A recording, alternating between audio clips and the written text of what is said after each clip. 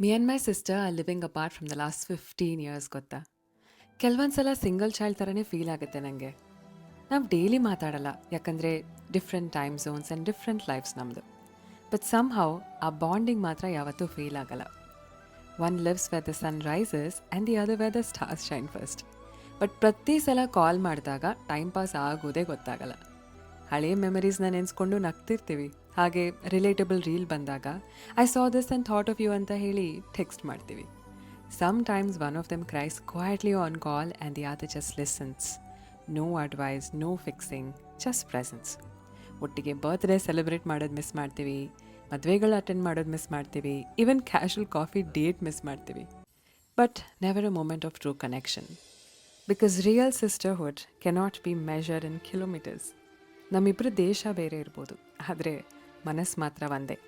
If this post reminded you of your sister, ಈಗಲೇ share ಮಾಡಿ.